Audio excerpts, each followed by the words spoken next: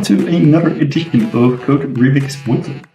I demo Open Rewrite, I think at a minimum 20 times a week.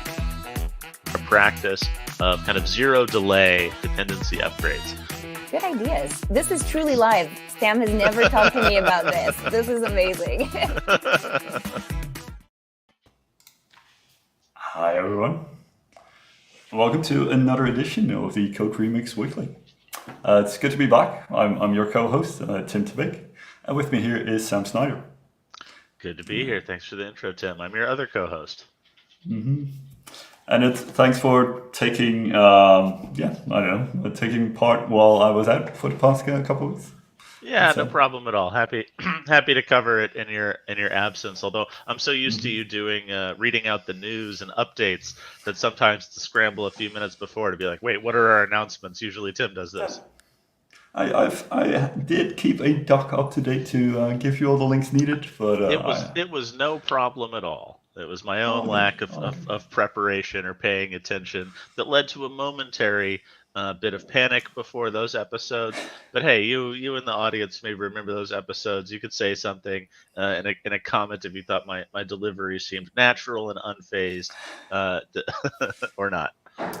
Of course, yes. Any feedback, as always, is appreciated. And I do remember, like last week during the show, I think I was still pushing out a new release to such that you had some updates to share with everyone. So and we got it out. So all good. So with that, let's get on with the usual announcements for this particular week. So as always, I'll share a couple of quick tabs. And the first that I want to share with you is that we have a new blog out there. And of course, it's very applicable to this episode that we're going to talk about confidently making changes and viewing any backward incompatibility issues. But I won't go through it right now because we'll bring Leanne on in a couple of minutes to tell her all about how she's gone about this in the past and how you can now use the same flow on your own projects. But if you prefer to read it, then of course there is the blog out there, and we'll be sharing the link in the chat. So then another thing that is new is that we added a new integration to the Modern platform, which is quite neat. That we've, of course, you know that all the recipe changes that you make are predictable rules-based recipes. But we did find some nice corners where it would be very helpful to have some more generative AI integrations. And we added those to both the Builder and to the Summaries tab if you go to the Modern platform. And I'll show you a very quick demo here, where if we go to the Builder, and I have a recipe here which helps you migrate your Apache POI projects to a later version. And then if you want to edit this recipe, you might want to get a bit of a description of what it's doing, because just seeing that it replaces a number of constants isn't very helpful. But what we can do now is we have a button that will replace this to-do description with something that is generated by OpenAI. If I click the button, you get a helpful description of all the steps that go into making sure that you are upgraded to the latest version, such that you don't have to bore yourself with writing a meaningful description when this can be generated for you. So pretty neat. And of course, if you run this and you go to the Summary tab, you can also get that same summary displayed there. And we'll be working this into more areas where probably soon you'll see this pop up. If you want to create a commit, then it'll describe the changes that have been done. And if you want to enable this for yourself, then you can go to the Account Settings tab and look for integrations. And you can provide your own API key for OpenAI. And then those features will be enabled for you, as well as the coming features following this. So pretty neat integration. And I think a good pairing for the predictable work that we do with the boring aspects of describing the work that's been done, such that you only have to click some buttons and send out PRs. Pretty neat. So that is there. If you want a full description of what has been done, you can always go to the docs.modern releases for the changelog, where there's a bit more of a write-up of what you can, how you can generate your token and how to get all of that up and running. So be sure to check that out there. Beyond that, there's a couple more small things. One is one that I quite enjoyed finally getting through. So if you are a fan of the LangChain4j project, which I was at DevOps last week, it is quite popular, I can tell you that. So that's the integration of LangChain for Java. And they are now using an integration that we developed and showed here on the Code Remix Weekly a couple months ago, where on pull requests you can get suggestions for small improvements of your PR. And we've used that with LangChain4j to adopt assert J, such that you can get suggestions like the ones over here, where if you are calling is equal, comparing it to a double an empty string, we will actually start to call a method called isEmpty. Same for your imports and checking the size of collections. All of these small improvements will now be pointed out if they are reintroduced on a PR, and we think that we could do better. So it's very helpful having this integration. And of course, if you want to sing, we have the blog to help you there. And it is all available if you look for Stop Breaking CI on the Modern blog. So you can get this pattern, and of course, it is also integrated into LangChain4j, so you can look for the workflow that we use there to help automate away these boring patterns of using assert J to the full extent. Also new this week is that our friends from the Apache Camel project have released a first version of their Camel upgrade recipes. So these previously were part of the upgrade recipes for Quarkus, I believe, but they've been split out and they've been improved, and they will now be bundled separately. And if you go to their blog, which you will share the link again, you'll be able to find exactly how you can upgrade your Camel applications. And they also state that their goal is to expand on these recipes still to be able to help you more easily adopt the newer versions of Camel. And of course, we've also made this part of the rewrite third-party library that we develop and release, such that for any new release of Open Rewrite, there will be a new packaged version of these Camel migration recipes, such that you can get them in sync with any new Open Rewrite release. So be sure to check that out. Love to see it when library authors start doing this. I know that if I was evaluating which of several libraries to use to solve a particular problem, it would factor heavily into my decision if one of them was promising that my upgrade path would be a lot easier in the future than others. Yes, absolutely. It's we see more and more libraries and frameworks start to compete in this area as well. Not just make it easy to write your application, but also make it easy to maintain your application. So of course we collaborate with the folks from Oracle, from Red Hat and Broadcom to develop these recipes and make them available with every new major release. So pretty neat to see Camel hop on there as well. And I've spoken to someone just the past week who had been hoping to migrate some Camel 2 to 3 applications still. So not just going to 4, but having something very old and pulling that into this decade. So should be neat to see those added there, and then see that trickle into the rewrite third party, and from there the Modern platform and your regular Open Rewrite releases. So that's it in terms of announcements of releases and blogs. If you want to see me present on Open Rewrite and you are in Oslo tomorrow, then you can go to the Java Bin meetup that will be held there. It's going to be held at Rebel in Oslo, and I'll be presenting on major migrations made easy, which it's been a while. There's a couple of recordings online if you're not in Oslo tomorrow, but of course I'd love to see you there if you are in the area. If you're nowhere near Oslo, but you are near Brussels, then next week you can see me present there, near Grimbergen in Brussels for the Belgian Java user group.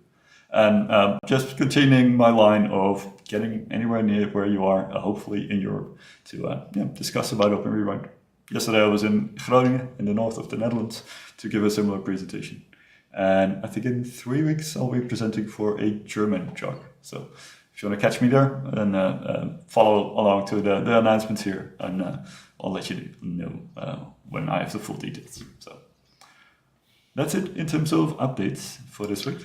I actually have just one more little thing I wanted to mention for all of our Open Rewrite recipe authors out there.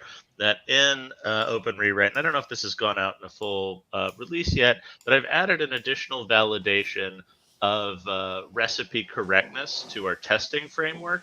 There is kind of a common mistake that can be made when using cursors, which are a data structure that Open Rewrite maintains while your visitor is progressing through the stages of visiting an LST to keep track of where you are in that LST. So if you've ever needed to navigate from the element you're currently visiting up to a parent or over to a sibling, you've used the cursor.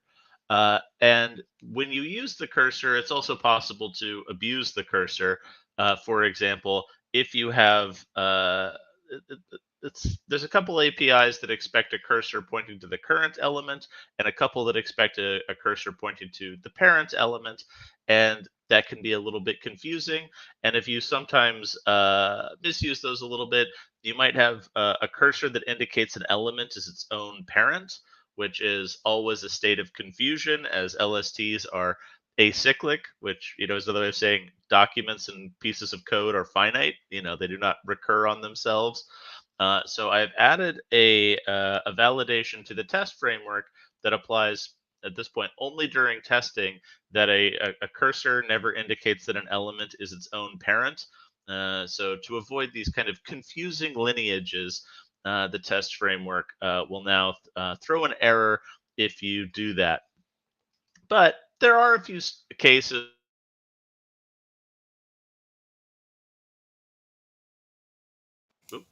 I think I had a little bit of a hitch there for a Yep. moment, but I think I'm back. There are cases where the cursor could be wrong and things more or less still work out okay. So if you want to disable that validation in your test, you can set this cursor acyclic check on the type validation to false. This isn't really a type validation, so maybe we should rename the type validation object at some point, as it's now including other kinds of validation than just types. But if we ever do that, we'll put out a recipe for the rename so that your tests can be kept up to date. Anyway, that's my announcement. If you have questions about any of that, you can find me in the Open Rewrite community Slack. Absolutely. And it should be very helpful to see this types of potential issues just removed by having validation only in your test, such that you'll find them at a friendly moment as opposed to at runtime. So yeah, thanks. And so now I believe it's time to welcome our guest for today, Leanne Careford. Welcome to Code Remix Weekly. Yeah, thank you for having me. So Leanne, one of the things that I do at Modern is to, like Tim, I present, although maybe, I don't know, a third as often. I don't know, you manage to keep your conference schedule incredibly packed. So I'll present on Open Rewrite, and I'll talk to prospective customers of Modern about Open Rewrite and Modern. And a story I am always telling people, because it's so cool and potentially useful, is about setting up automatic breaking change detection with Modern. And that is something that you did. So I have been telling your story probably several dozen more times than you have. So I felt it was only appropriate to bring you on to balance those scales and get to control the narrative on automatic break and change detection yourself. So can you maybe tell us a little bit about automatic break and change detection with Modern? Like, what was the impetus for you to go and try and tackle that problem? Yeah, so there was kind of this, like, I'm going to call it kind of like this dream that we had started way before we had even started figuring out the implementation details of you're in a multi-repo and you make a change, and at the time of the change, you can know everything that's going to be affected downstream of you. Because there's a lot of times where, especially when you start working in places where there might be hundreds and hundreds of repos, where you might delete a function and maybe you've missed some use case that uses it still, and that can come and creep up on you. So we want to encourage people to be able to make these changes. And to do that, we want to give them confidence. And And so one of the hardest part of this problem was, okay, so first of all, which functions, which methods, which enums have changed? Then how do we like search our code base in a reasonable way Yeah. that we can actually get those responses to people in the time they would normally get kind of like a code review? And you can kind of think of this as like an additional reviewer. Yeah. The nice thing though with Open Rewrite is then you can actually use Open Rewrite to ship out those migrations after. So it's kind of like a win-win when you start using the technology to do that. For sure, for sure. I've often been like myself considering a breaking change and being like, does anyone even use this method? Like, if I delete this method, is anyone gonna care? And sometimes, your intuition about how popular something is can be wildly off base, particularly if you're putting out like an open source library or even just within the context of a single large company. And you could find that something that you think is important no one actually calls, or something that you think is unused is actually in a whole heckin' lot of code paths. So yeah, having the confidence to know in advance what the impact of your change is going to be can help you decide, like, oh, 1,000 people use this, I better write a recipe so that they don't all hate me. Or, oh, only one repository uses this, I'm just going to fix that one up manually, that's okay. Well, it's also interesting because I've seen cases where someone has deleted a function and like a couple months later realize, oh, that is used. It's only used in one place, so it really shouldn't be a big deal. But because of how it's used, it's basically in the middle of the spaghetti.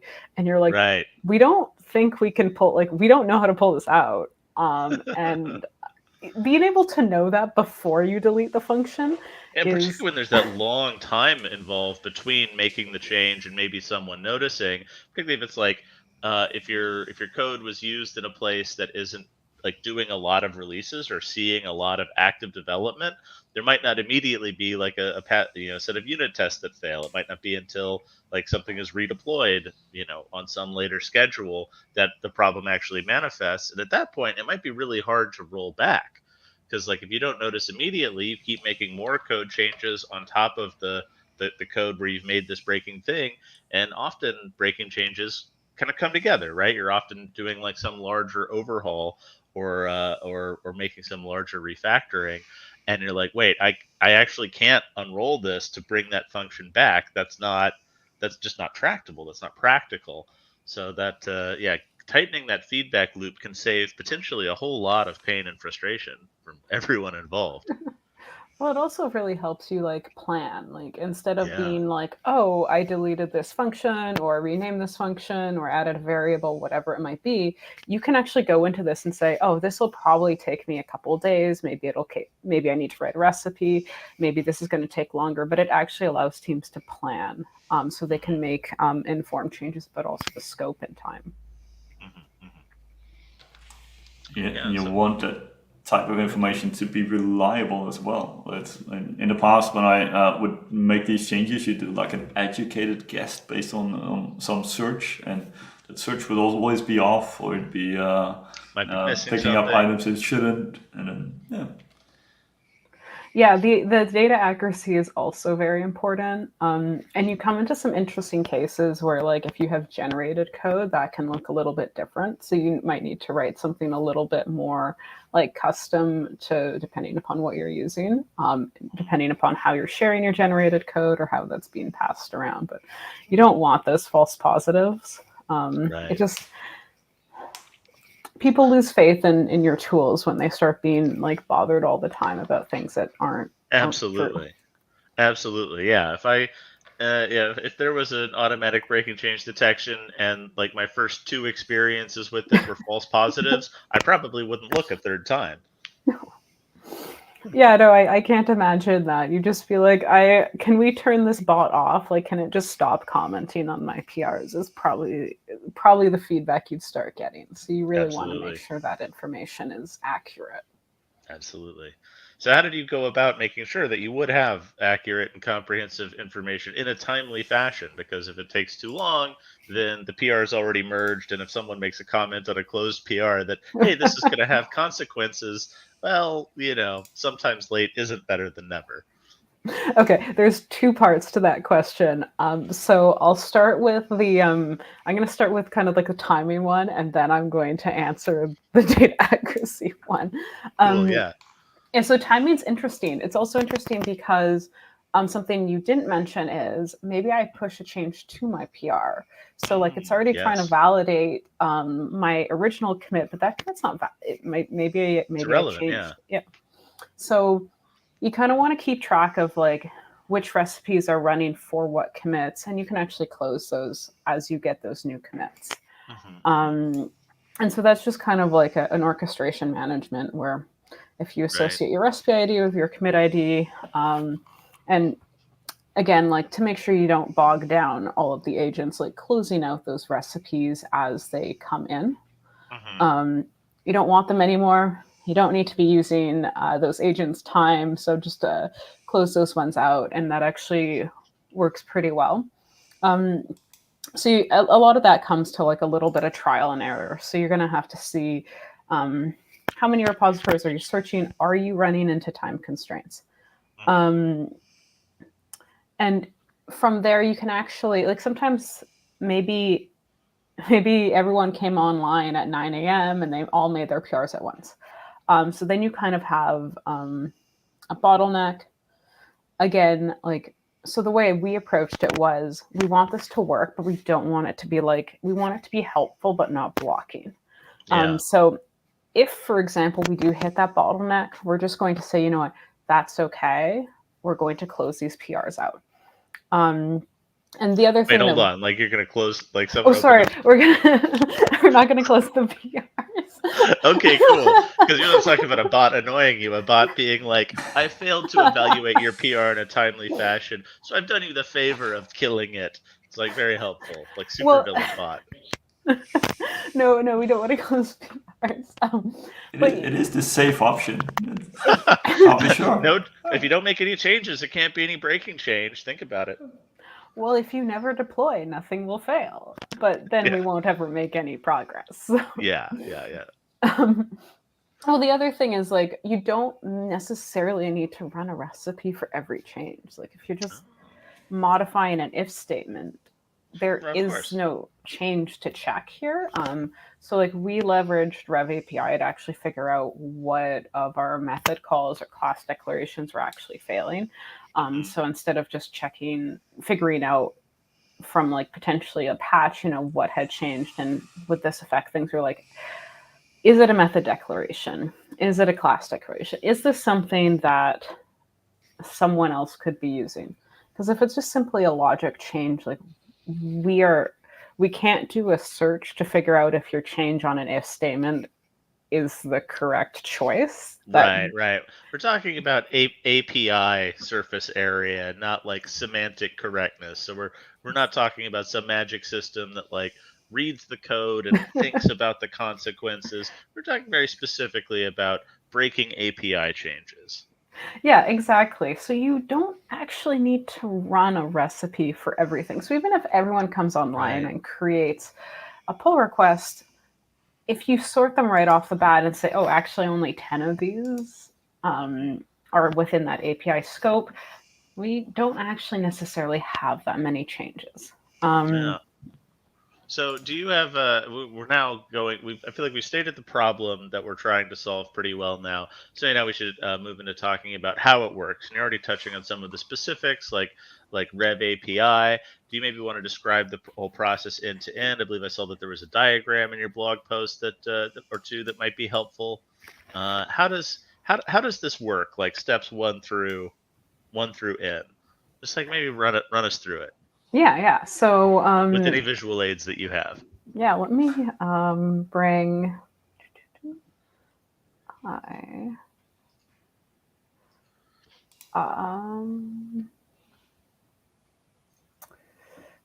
apparently would need to restart my browser because it doesn't have permission to share my screen.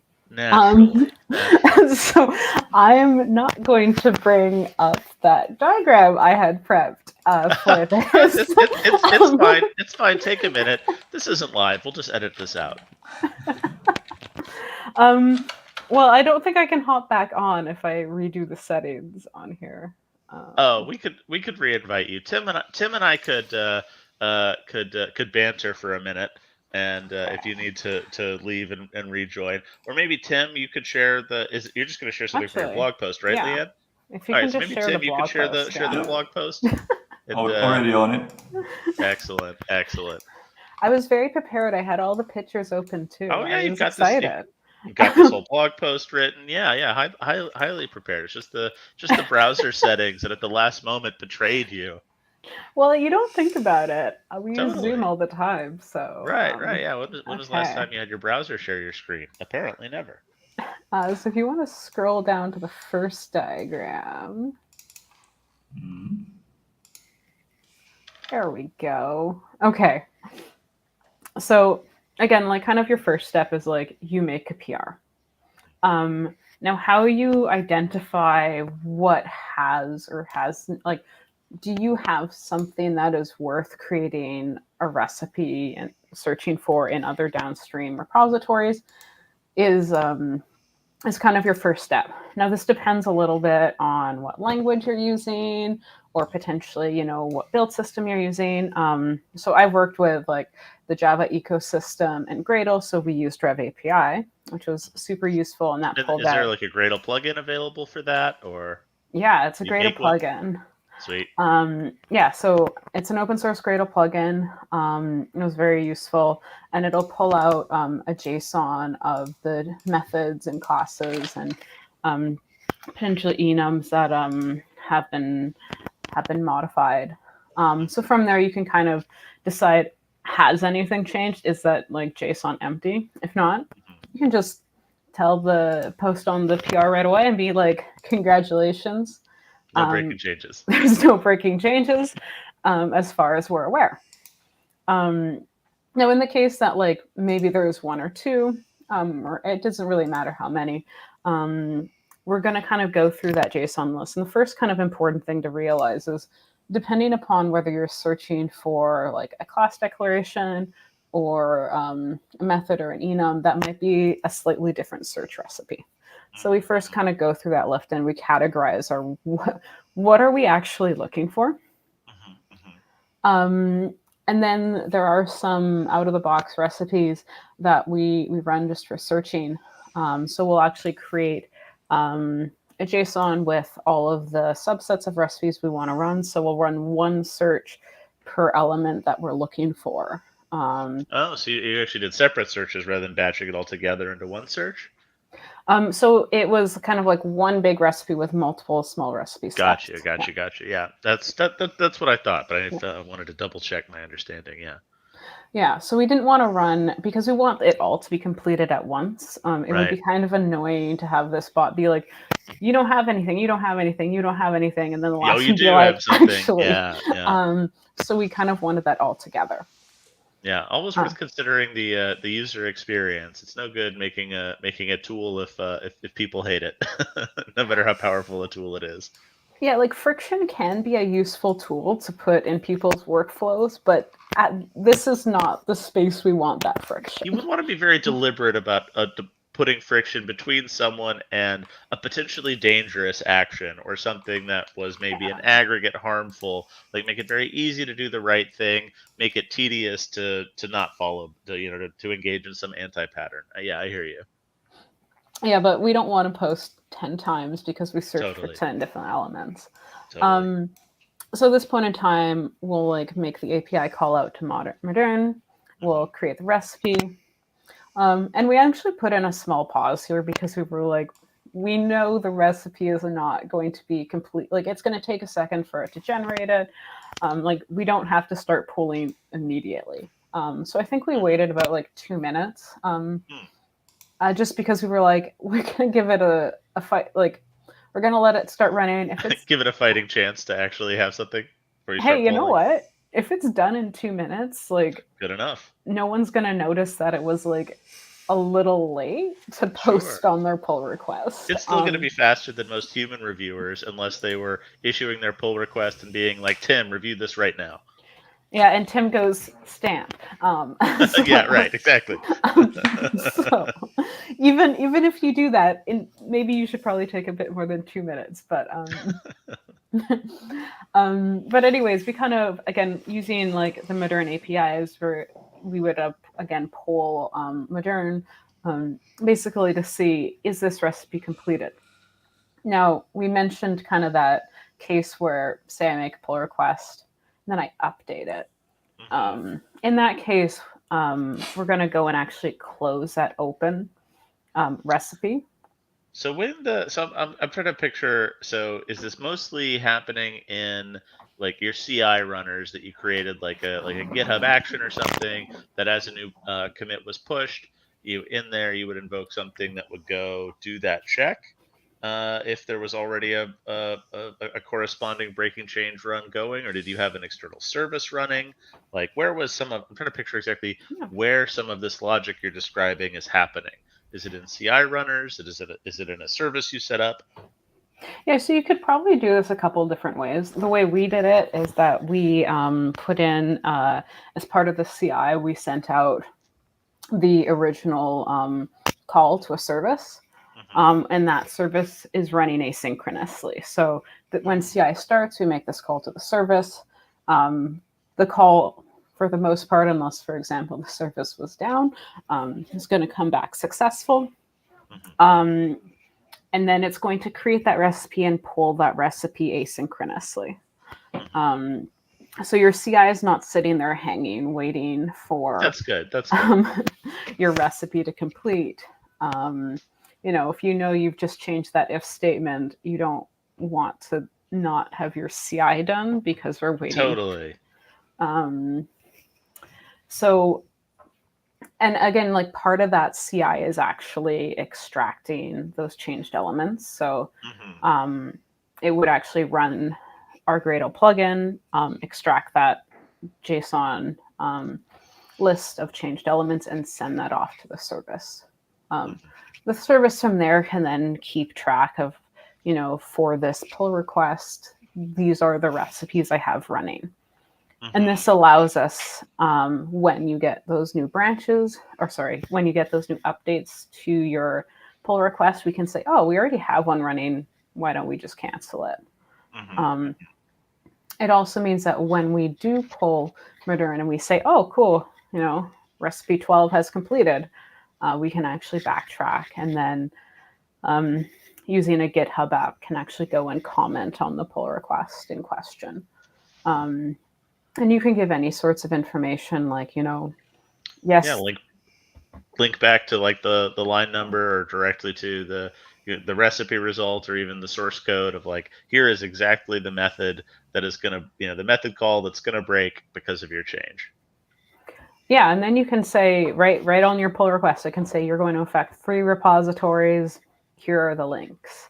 And if you're feeling really passive aggressive about it, you could have it go look up people who work on those repositories and add them as reviewers to the PR. You could do that. Yes, that is absolutely an option. Although you might want to be careful if you do something in like, say, a common library and you change like. Oh, and you add 5 reviewers to the PR? Yeah. Maybe that's like a passive aggression mode that you only enable if people are ignoring the bot's feedback and checking in breaking changes anyway. That you would you'd put it in strict school teacher mode. Well, again, like the idea of the bot isn't to stop people from making making those changes. It's to automate the impact analysis and move the impact analysis to come before the impact itself. Well, it's also, we want to meet developers in their workflow. Like people go to GitHub, we open pull requests, we look for the reviews. We don't want to send, like, if you want to dig more in, it's great. It can link you to the recipe results itself, but we don't want to just be like, oh, after you open a pull request, you have to go to this other, like you have to go to the Modern UI and then find your recipe. Like you don't want to do that. We want to meet developers where they are. Totally.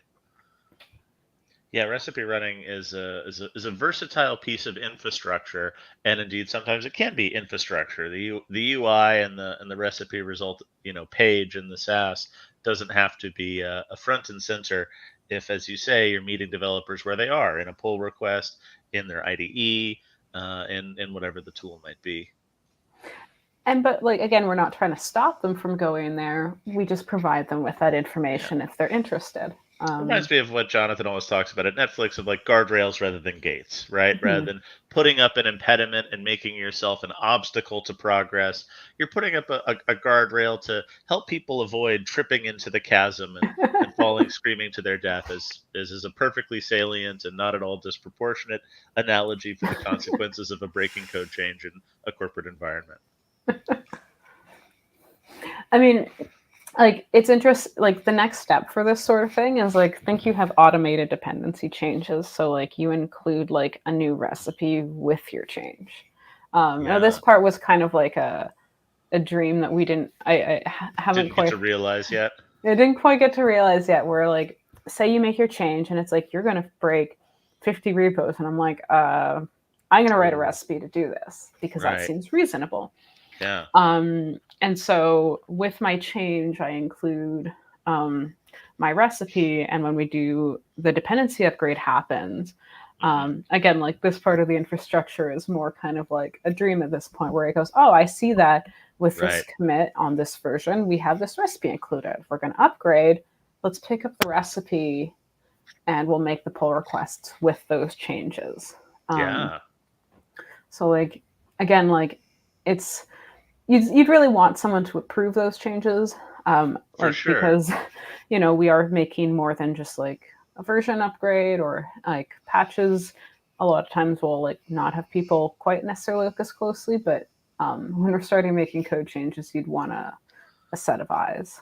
Totally. And what kind of comes to mind for me is something that you can do with like the Modern IDE plugin when you like right click on a class or method and you can have it go and issue a code search, uh, which you often do for some of the same sort of impact analysis scenarios we're talking about here. You can also have it give you the starting point of a recipe, which identifies that method or that class that you're looking at, and either generates an appropriate refaster template style recipe or an imperative visitor style recipe.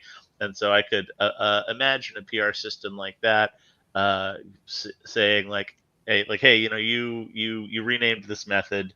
Here's the start of a recipe that at least identifies the old method. Fill in something here to replace it with its successor, you know, or and potentially a place where we're talking a little bit about generative AI and integrating that where it makes sense.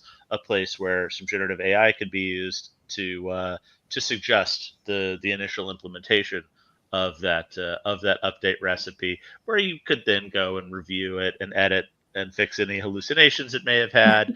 But maybe it gets it right. Maybe it co-pilots you down the right path immediately, and you're kind of off to the races. So I think there's definitely potential to take that concept further and to some of how I see this is um, getting back some of the benefits of a mono repo in a multi-repo environment.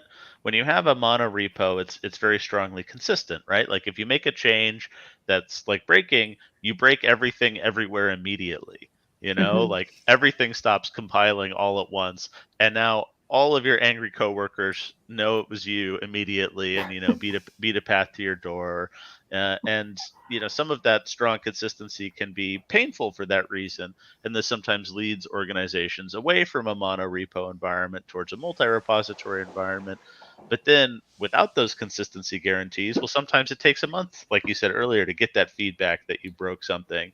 Uh, and if we can find a way to meet in the middle, to have like a multi-repo environment is good. You have more control over how change propagates, but change also propagates more slowly through all of your code repositories for that.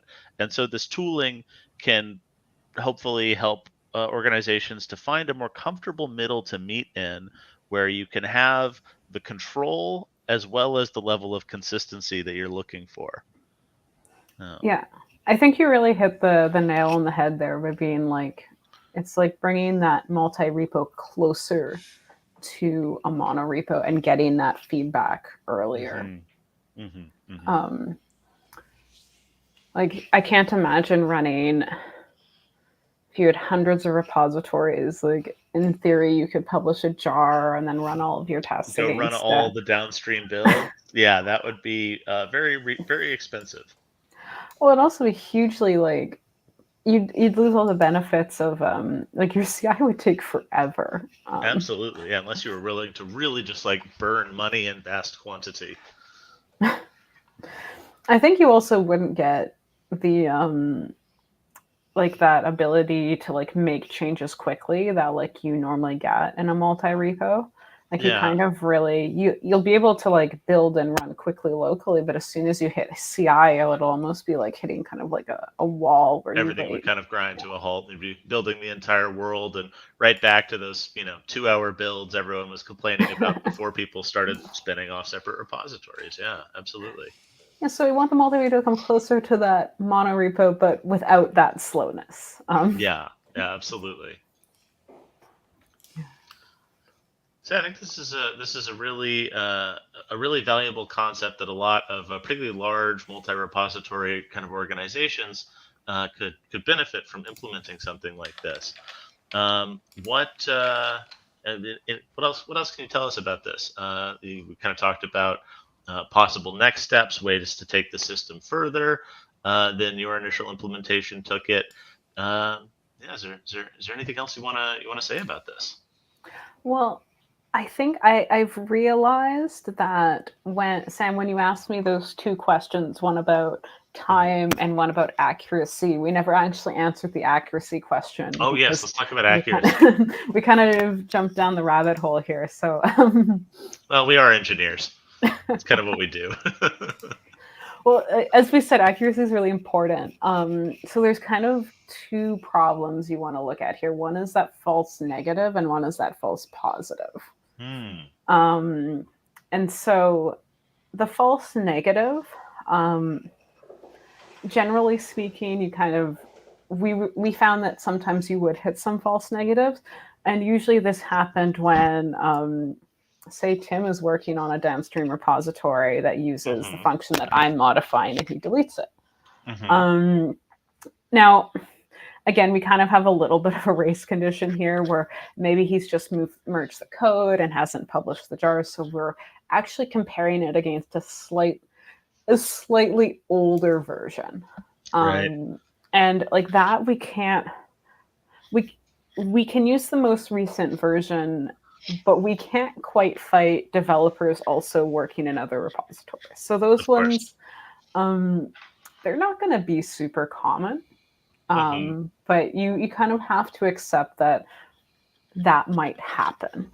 And I think that's also partially an education thing, or when you release this tool, if people understand how it works, they will give leniency to those edge cases that they understand, and they'll understand that race condition.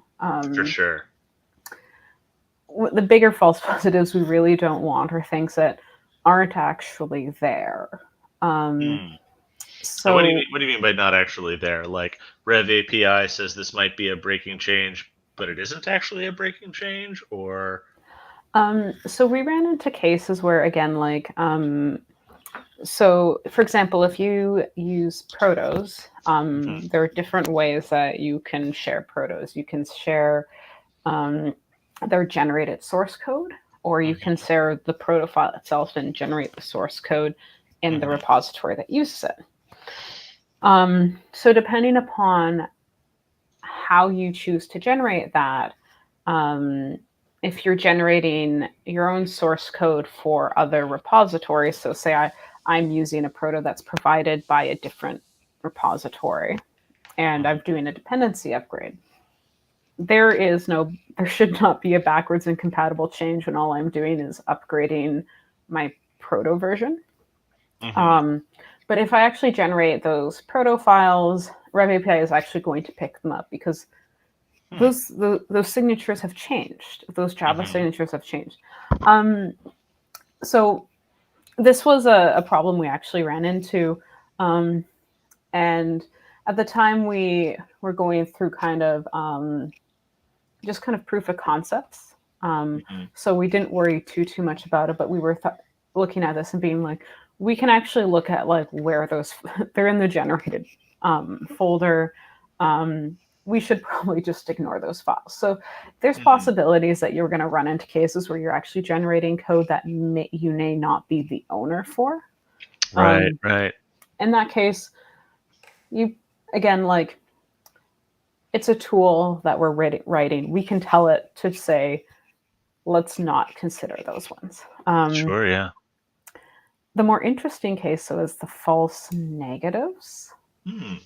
So, and that's really hard because you're kind of entering this space of, do I know that this change is, am I already aware that this thing is being used elsewhere? Then you get back that no breakages message, and you're like, I don't believe you. This is definitely breaking something. Yeah, but so how did that happen? Well, so this was something that, like, we, for the most part, whenever we tested it, and we tested it to the best of our abilities, this never happened. We never got those false negatives. You could end up in that weird edge case where maybe someone starts using it between your commit, but like, again, sure, yeah. you know, there's not a whole lot. That's, again, like an educational part that you can fill in, but you can't quite. You're not going to win that race case. Right. There. We did not find, when we did this, any false negatives that we were aware of. Okay, yeah, but there could be negatives that you weren't aware of, right? And that becomes very difficult to prove out. Yeah, proving the. Oh, go ahead, Tim. Sorry. I could see some challenges in some of the organizations that we work with where you might have false negatives just based on what you can see. I mean, you can search across the org, but you can only search on what you're authorized to search across. And then, yeah, of course, if someone's depending on the software that you maintain, but they're working on a secret department, then of course you're going to have a challenge in servicing that kind of usage, and then being informed that it might not work if you make breaking changes. Yeah, I think you make a good point that security and governance and segmenting your engineers on a need-to-know basis can work against systems like this. But this is definitely something that is, I think, going to be most effective out of the box in an organization that, like, inner sources, treats its code like a bunch of open source repositories internally within their company. And a lot of companies have that culture and practice, but not all of them, particularly in more sensitive industries. So I think you make a good point that there is some adaptation that would need to be made to make a system like this work well for, like, your particular culture, policies, and set of development practices, which is probably why we're not immediately going to be, like, offering some kind of, like, out of the box solution for this, which is partially just because it requires integration with a bunch of other systems, your CI and what have you, in order to operate. It's not something that can take place purely within the context of a modern SaaS deployment. Yeah. But it is a nice extension that absolutely. You can, like, implement. And, like, again, how everyone does their CI is slightly different. So, like, maybe there are better ways of hooking it in depending upon the CI. Sure. Yeah. All right. Well, I think we've had a really good conversation about this. Any final remarks, Leanne? Thank you so much for joining us on the show and talking about this cool innovation. And I hope it benefits a lot of our viewers. Yeah, no, thank you for having me. I was really excited to come on. Yeah, pleasure. Yeah, good to have you. Anything else, Tim, or should we call it here for today? No, I think we should be good. So thanks, Leanne, for joining. Thanks, Sam, for co-hosting. And then we hope to see you all next week. we have a new topic. I think we already set it to kill your zombie code. So it should be a fun one to explore Yeah. for next week. I think this one's going to be really fun, guys. At Modern we have a lot of industry veterans who've worked at companies large and small, and so we're going to be having several of our colleagues on to share our debugging horror stories of the most challenging or interesting problems that we have had to deal with in our careers. So I think that lots of other software developers will be able to relate and enjoy our war stories, as it were, and hopefully share some of your own in the comments or with us in the community Slack. Good. So look forward to that, and then see you all next week. So See you all next week. Thanks so much. Bye now. thank you. Cheers.